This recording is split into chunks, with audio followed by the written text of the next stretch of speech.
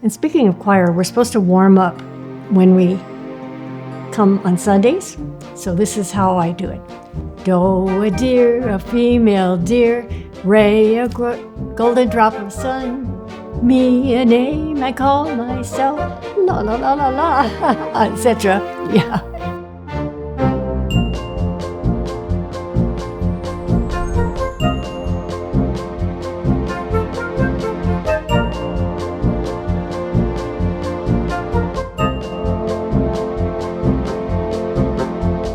Choir is so special. When I very first came to this church, I noticed the stained glass windows and the wood on the ceiling, and I felt like it was home because I was raised in a church like that.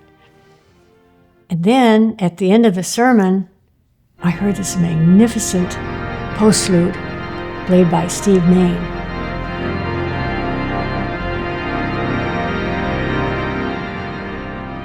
It reminded me of being in Paris and going to Notre Dame 5 o'clock Sunday services. Oh, I was just entranced and enthralled. And I became aware of the choir too. But for the first time in my life, I had to audition. My twin and I had been in the choir since we were 6 years old. First time I had to try out. I was so scared, but I passed. And what does choir do for me? It does make me feel close to God. It's really a privilege to be in choir and work with a modern-day Mozart like Steve Main. And we blend our voices. It gives you dopamine, I've heard, a good feeling.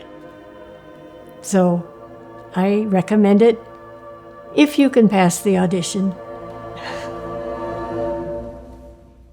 During the week before, we get questions that we're supposed to consider so that we know sort of what we're talking about. And you hope that everybody either was at church and heard the sermon or they went online and heard it that way.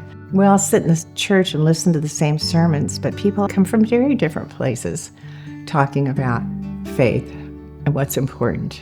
And it's really interesting to hear where different people's points of view. And once you've heard someone talk about their faith, and often there's an opening where people will share something personal, then you really does create deep relationships. That's really important. That's how I think the church thrives.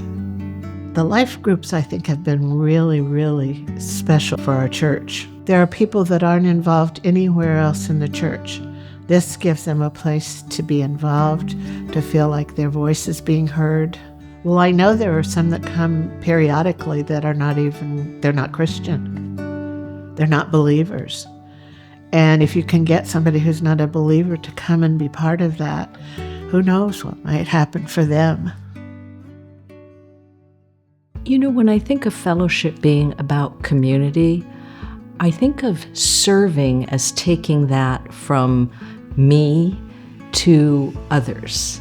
And so instead of something being about me, it helps me serving to think about others. How can I support them just as they have supported me? We love because God loved us, I guess is what I was thinking of. And so when I am looking at the table that needs more food, I think, oh wow, folks are having a great time. Look at all the food we've gone through. Or game night. I just love being able to sit there and hear the laughter in the room. It's just such a beautiful moment to think about. This is how we should be in community.